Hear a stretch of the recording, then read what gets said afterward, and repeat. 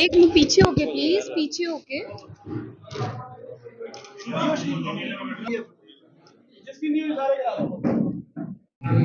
अध्यक्ष जी, अध्यक्ष जी आओ जी प्लीज। आलिया भाई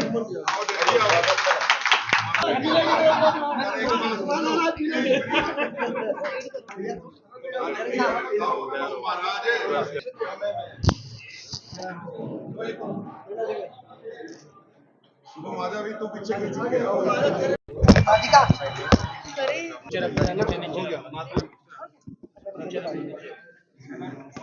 करनाल पहुंचे आज शुभम गुप्ता के घर जिलाध्यक्ष के, कैसा लग रहा है सर, कैसा हुआ स्वागत पहले? यही हमारे लोकसभा के प्रत्याशी पूर्व में मुख्यमंत्री आदरणीय मनोहर लाल जी और हमारे प्रदेश के मुख्यमंत्री आदरणीय नायब सिंह सैनी जी दोनों करनाल से लोकसभा और विधानसभा के उम्मीदवार हैं। और आज शुभम जी हमारे जो है युवा मोर्चा के जिला के अध्यक्ष भी हैं और जो हमारी अग्रवाल युवा इकाई है उसके भी आप जिला के अध्यक्ष हैं। इस नाते आज मेरे लगभग 13-14 जगह पर लोगों से मिलने के ही पारिवारिक मिलन के कार्यक्रम हैं।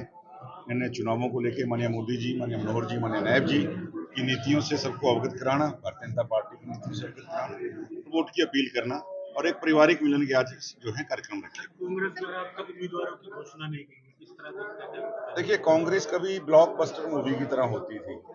उनके टिकटों के लिए जिस तरह सिनेमा में ब्लैक होती थी ना, उनके टिकटों के लिए भी ब्लैक होती थी। लेकिन जो पुराने सिनेमा हैं सारे खंडर हो चुके हैं, मल्टीप्लेक्स का जमाना है। और अब जिस तरह कांग्रेस की जो मूवी है डिब्बा बंद हो चुकी है, ना इनके किरदारों के ऊपर ना इनकी कहानी के ऊपर। 60 साल तक देश ने वही कहानी देखी। दादी ने नारा दिया था गरीबी हटाओ, पोता अभी तक उसको दोहरा रहा है कि गरीबी हटाओ, कांग्रेस लाओ। तो लोगों ने कांग्रेस को ही हटा दिया। और जहां तक टिकटों की बात है, मेरा मानना है जो हुड्डा साहब फाइनल करते हैं वो शैलजा जी को मंजूर नहीं है, जो शैलजा जी फाइनल करती है सुरजेवाला साहब को मंजूर नहीं है। उनसे फाइनल होती है तो किरण चौधरी जी और उदयभान जी बैठे हैं। और जो राहुल जी इसको पसंद करते हैं उनको प्रियंका जी पसंद नहीं करती, जिनको प्रियंका जी पसंद करते हैं सोनिया जी, और खड़गे साहब तो राष्ट्रीय अध्यक्ष के नाते हैं ही हैं। तो इनकी टिकट लेने वाला कोई नहीं है। आपस में इनके अंदर जो टिकट लेने के लिए तैयार हैं, इनमें आपस में इतना जुटम बेजार है, पब्लिक सब जानती है। कांग्रेस इस मैं कहना चाहता हूं लड़ाई के अंदर ना केवल मैदानी लड़ाई हार चुकी है, मानसिक लड़ाई भी हार चुकी है। कुलदीप हुड्डा कह रहे हैं अगर उम्मीदवार जब घोषित होंगे तो आंधी ला देंगे। हाँ जी, दीपेंद्र हुड्डा कह रहे हैं जब कांग्रेस के उम्मीदवार घोषित होंगे तो प्रदेश में आंधी ला देंगे। देखिए, दीपेंद्र जी बड़े सीनियर नेता हैं।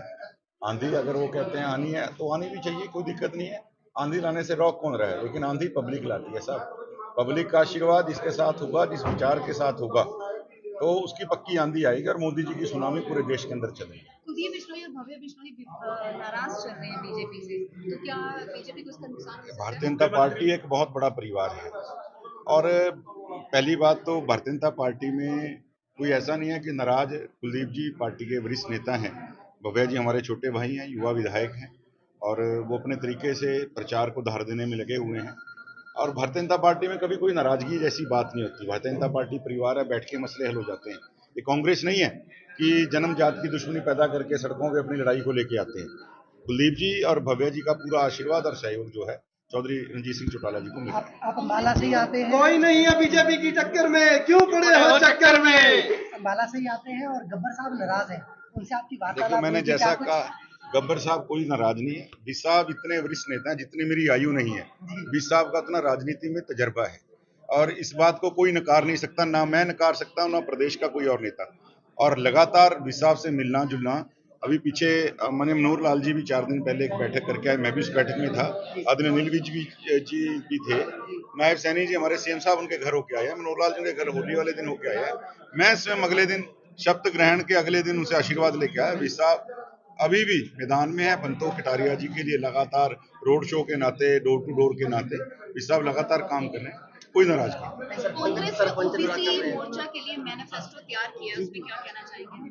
देखिए, हर पार्टी है अपना मैनिफेस्टो तैयार करते हैं, अपनी नीतियां हमने क्या लेकर जाना है जनता के बीच में तो बताना ही पड़ता है। मैनिफेस्टो उन्होंने तैयार किया है, लेकिन उनकी बात के ऊपर कितना जनता विश्वास करती है।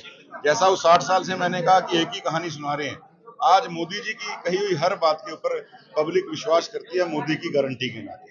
सरपंच नाराज है गांव में, कह रहे हैं कि अगर जाओगे तो आप विरोध करेंगे भाजपा जैसे ये ऐसा कुछ नहीं है। किसान भी हमारे साथी हैं, भाई हैं। लोकतंत्र में जैसे मैंने कहा, लोकतंत्र के अंदर प्रदर्शन का भी, लोकतंत्र में भी बात रखने का भी सबको अधिकार है। उनका बात रखने का अपना तरीका है, कोई नाराजगी नहीं है। और मेरा ये मानना है उन सबका आशीर्वाद भी हमें मिलेगा। सीईटी के जो स्टूडेंट हैं, युवा है, वो कह रहे हैं कि नायब सैनी मुख्यमंत्री के बाद बनने के बाद फीलिंग ले रहे हैं, लेकिन उनकी फीलिंग नहीं समझ रहे। बिल्कुल ऐसा कुछ नहीं है। जितना दौड़ धूप आदरणीय नायब जी जब से मुख्यमंत्री बने हैं, और जितना साधारण व्यक्तित्व, जितना सौम्य व्यक्तित्व, और मैं कहना चाहता हूं जितना लोगों से कनेक्ट होने वाला व्यक्तित्व हमारे मुख्यमंत्री जी का है, हरियाणा के इतिहास में आज तक ऐसा मुख्यमंत्री आया नहीं। और ये बिल्कुल सरल, सौम्य, जनता के बीच में रहने वाला, उनको तो जब तक लोगों से, अंतिम आदमी से भी मिलना ले सियामा, उसमें चाहे रात के 2 बजे हूँ, अपने बिस्तर पे नहीं जाते। तो उन सीईटी के बच्चों की भी बात